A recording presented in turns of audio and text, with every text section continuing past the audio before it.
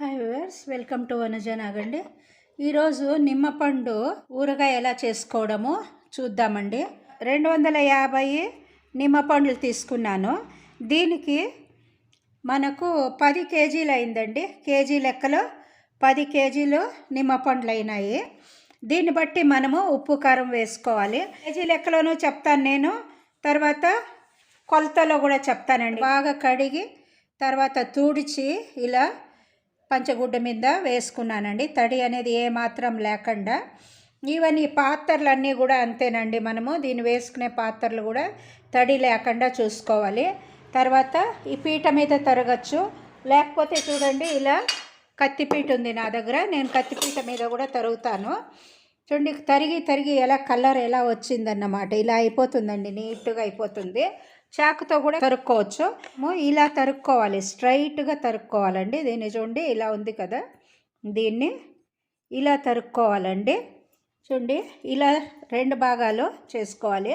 అంటే ఈ భాగం ఇలా మనము తరుక్కోవాలండి, నిలువున, అడ్డం కాదు. అన్ని కాయలు కూడా అంతేనండి. ఇలాగే మనము చూడండి హోల్ తెలుస్తుంది, ఇక్కడ ఒకటి తెలుస్తుంది కదా.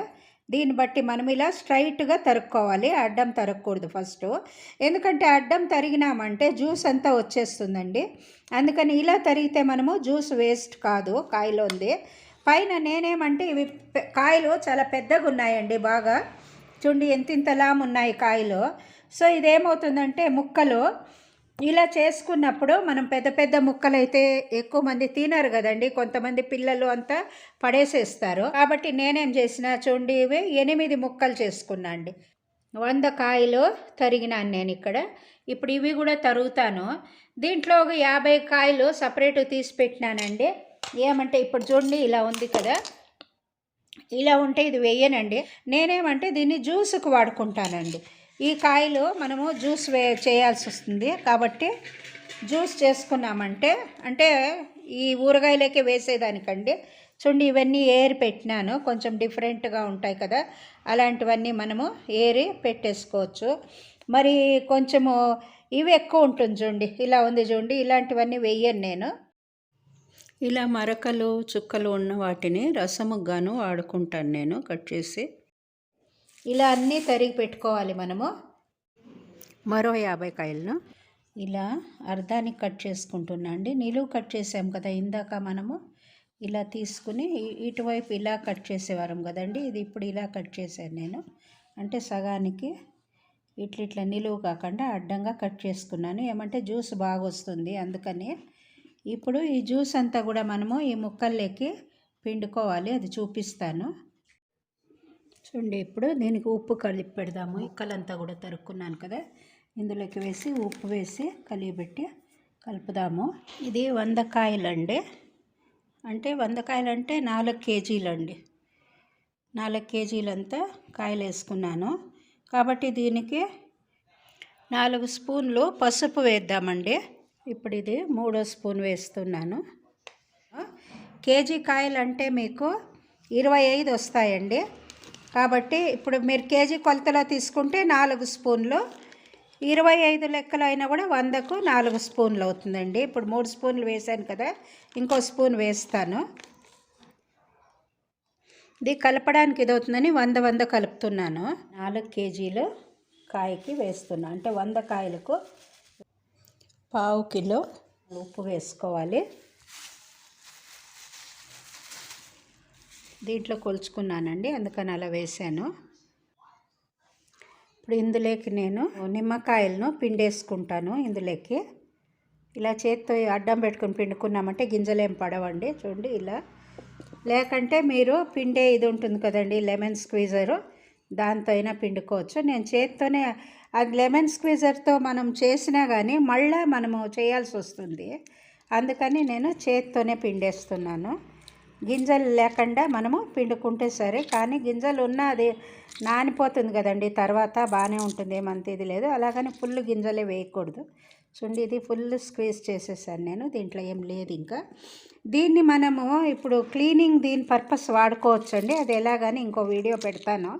ఈ పొట్టును నేను పడేసేలేదు, పడేయకుండా మీకు ఇది ఎలా వాడుకోవాలో చూపిస్తాను. వేస్ట్ కాకుండా మీకు క్లీనింగ్ పర్పస్ మనం వాడుకోవచ్చండి ఆ చెక్క అంతా.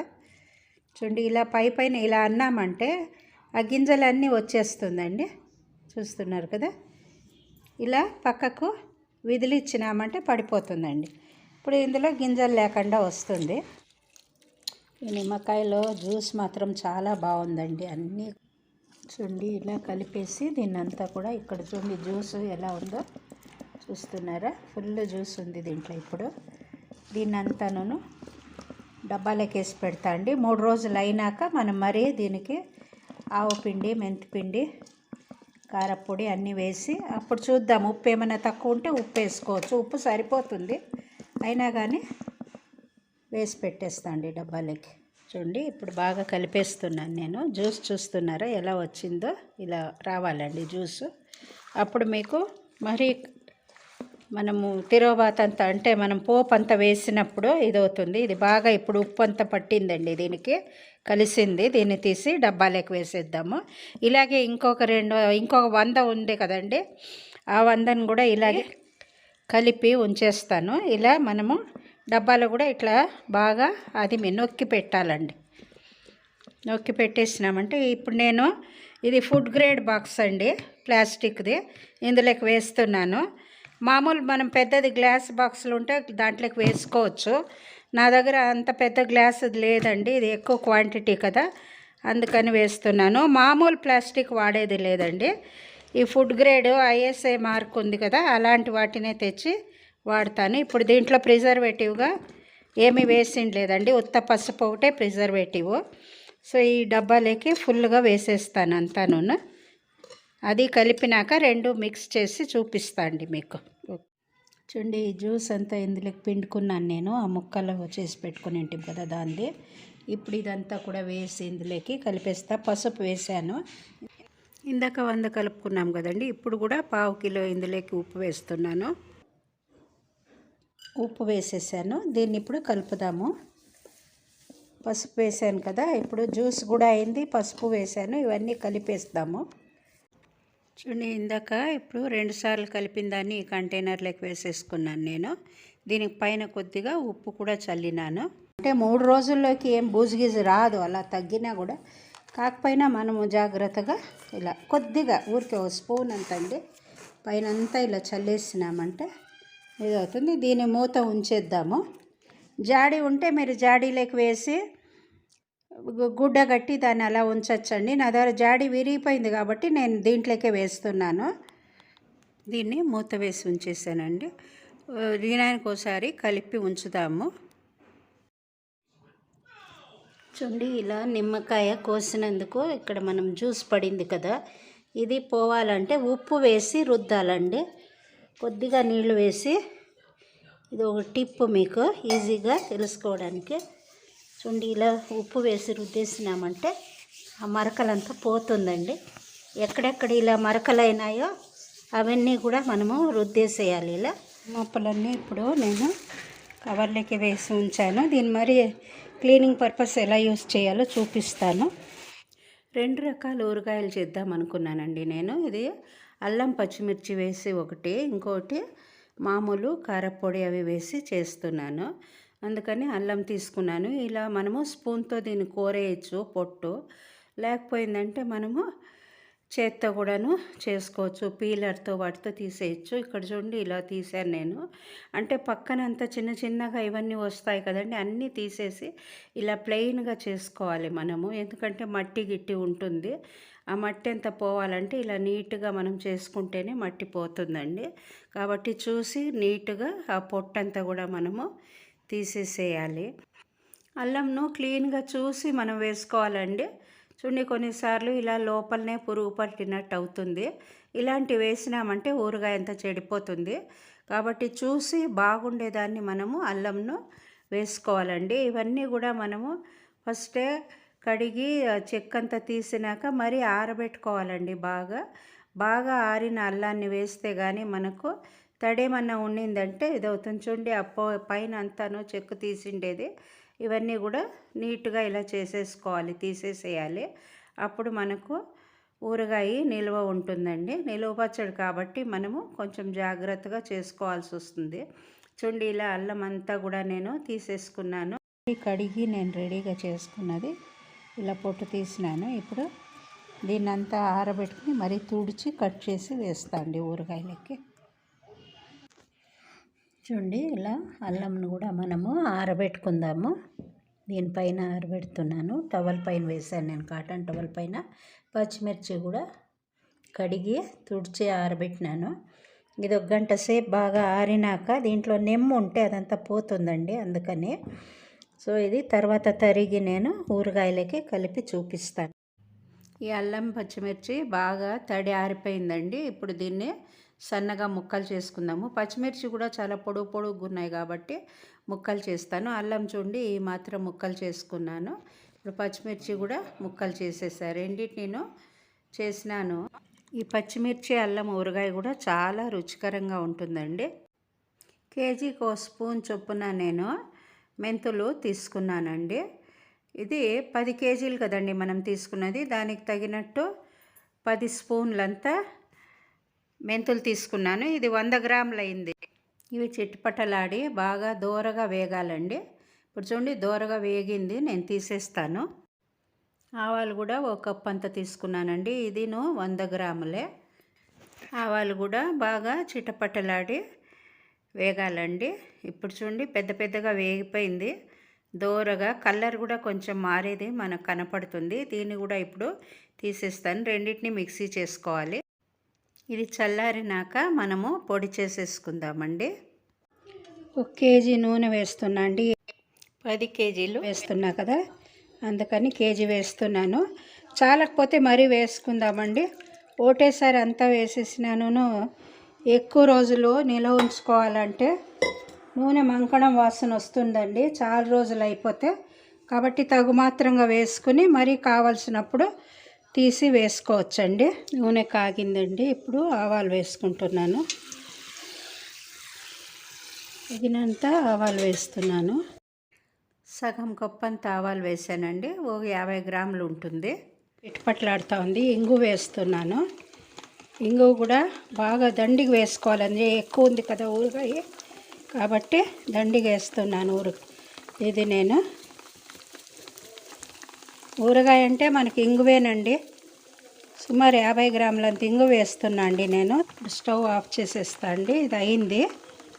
పోపు వేసుకుని నూనె చల్లారని పెట్టినాను. 1 కేజీ కారప్పొడి తీసుకున్నానండి. ముక్కలన్నీ కూడా అంటే రోజు దీన్ని అంటే 2 రోజులకు 1 రోజు చేస్తే చాలండి, ప్రతిరోజు ఏం చేయక్కర్లేదు. చూడండి ఇది కొంచెము జ్యూసీగా ఉంది కదా, చూస్తున్నారా? ఇదిగో జ్యూసీగా ఉందండి.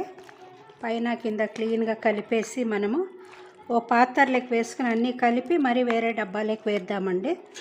దీంట్లోకి వేసి కలుపుతాండి నేను, ఎందుకంటే పెద్ద పాత్రలోకి లేకపోతే కలపలేము కదండి, అందుకని ఇందులోకి వేసుకుంటున్నాను. ఇప్పుడు సగం ముక్కలు ఈ గిన్నెలోకి వేసేసుకున్నానండి. ఇప్పుడు తరిగి ఉంచుకున్న పచ్చిమిర్చి మళ్ళీ అల్లం కూడా ఇందులోకి వేసి కలుపుతాను. దీనికి ఇప్పుడు ఆవు పిండి మెంతిపిండి ఉంది కదండి, ఇది 2 మిక్సీకి ఒకటిగానే వేసింటి నేను. సగం ముక్కలు తీసుకున్నాను కాబట్టి నేను సగము ఆవు పిండి మెంతిపిండిది వేస్తున్నా అండి. ఇంతే చూడండి, దీన్ని కలిపేసుకోవడమేనండి. దీన్ని కలిపేసినామంటే ఇది ఒక రకమైన ఊరగాయ అయిపోతుంది. దీనికి నూనె వేసి కలుపుకుందామండి. ఇది ఎక్కువ క్వాంటిటీ కాబట్టి మనం చేత్తోనే కలపాల్సి వస్తుందండి. గరిటెతో దాంతో కలిపితే సరిగా కలవదు, అందుకని తక్కువ క్వాంటిటీ అయితే మీరు గరిటెలతో కలిపేసుకోవచ్చు కదండి. ఇది ఎక్కువ క్వాంటిటీ కాబట్టి మనం ఇలా చేత్తో కలుపుకోవాల్సిందే. అల్లం పచ్చిమిర్చి కలిపినానండి. దీనికేం మనము ఎండుకారం వేసే పని లేదు. ఇది ఇలాగే దీనికి పోపు వేసేసుకుని తినేసేయచ్చండి. అంటే కొంచెం ఊరాలి, ఊరినాక సరిపోతుంది. ఈ ముక్కలన్నీ కూడా ఈ పచ్చిమిర్చి కూడా ఇందులో కలిసిపోతుందండి. తర్వాత ఇది ఉంటుంది కదండి అల్లము, చూడండి అల్లం ముక్కలు, ఇవి కూడా ఇందులో రసం పీల్చుకుని అవి చాలా టేస్టీగా తయారైపోతుంది. మనకు పులుపు ఉప్పు అన్నీ అది లాక్కున్నప్పుడు చాలా రుచికరంగా ఉంటుందండి. ఇలా మనము అల్లం పచ్చిమిర్చితో నిమ్మకాయ చేసుకోవచ్చు. చల్లారిన పోపును వేసి మనము కలిగిపెట్టేద్దామండి. ఇంకా సగం ముక్కలు ఉన్నాయి కదండి, దానికి మెంతిపిండి ఆవపిండి వేసి కారం వేసుకుందాము. అర్ధ కేజీ అంత నేను ఇది తీసుకున్నానండి కారప్పొడి. ఇది కలిపేసుకుందాము. కలిపి చూద్దామండి, చాలకపోతే ఇంకా కారప్పొడి అవి వేసుకోవచ్చు. ఉప్పు అవి మాత్రం బాగా వేసేసాను కాబట్టి ఇంకా ఉప్పు కలపక్కర్లేదు, ఉప్పు కరెక్ట్ ఉంది. దీన్ని కలిపి మరీ చూద్దామండి. ఎక్కువ క్వాంటిటీ ఉంది కాబట్టి చేత్తో కలుపుతున్నాను, ఏమనుకోకండి. చెయ్యి బాగా కడుక్కుని మనము చేసుకోవచ్చండి. చేతులు కడుక్కున్నాక కూడా మనము బాగా తుడిచి తడి లేకుండా చేతులతో కలుపుకోవాలి. పోపును కలిపేసుకుందామండి. చల్లారింది పోపు కాబట్టి చేత్తోనే కలిపిన ఏం కాదు. చూడండి, మన అల్లం పచ్చిమిర్చి ఊరగాయ, ఎండుకారం వేసి చేసిన ఊరగాయ రెండు కూడా రెడీ అయిపోయినాయి. మీరు కూడా ఇలా చేసుకుని చూడండి, ఎలా వచ్చిందో కామెంట్లో పెట్టండి. చాలా కమ్మటి వాసన అందులోనండి. మనకు తెలుసు కదా, నిమ్మకాయ మామిడికాయ అవి పుల్ల పుల్ల వాసనకే మనకు నోట్లో నీళ్ళు ఊరుతుంటుంది కదా, అంత బాగుందండి. కమ్మటి వాసన, ఇంగువ అన్నీ వేసాను కదా, చాలా టేస్టీగాను ఉంటుంది. మీరందరూ కూడా చేసి చూడండి, ఎలా వచ్చిందో కామెంట్లో పెట్టండి. లైక్ చేయండి, షేర్ చేయండి. కొత్త వాళ్ళు అయితే సబ్స్క్రైబ్ చేయడం మర్చిపోకండి. Thanks for watching my video అండి. చూడండి, మన 2 రకాల ఊరగాయలను కూడా నేను డబ్బాల్లోకి వేసేసాను. దీన్ని మూత ఉంచేస్తానండి. మీరందరూ కూడా చేసి చూడండి, ఎలా వచ్చిందో కామెంట్లో పెట్టడం మర్చిపోకండి. సబ్స్క్రైబర్స్ అందరికీ కూడా థ్యాంక్స్ అండి. ఇంకా ఎవరైనా సబ్స్క్రైబ్ చేయని వాళ్ళు ఉంటే దయచేసి సబ్స్క్రైబ్ చేసుకోండి. సబ్స్క్రైబ్ చేసిన వాళ్ళు మళ్ళీ చేయకండి, ఎందుకంటే అది అన్సబ్స్క్రైబ్ అయిపోతుంది. కాబట్టి మీరందరూ కూడా చూడండి, ఈ ఊరగాయలు 2 రకాల ఊరగాయలు కూడా చేసుకుని తినండి. ఎంత బాగుందో, చాలా రుచికరంగా ఉందండి. ఇది ఇప్పుడు నేను మూత ఉంచేస్తాను.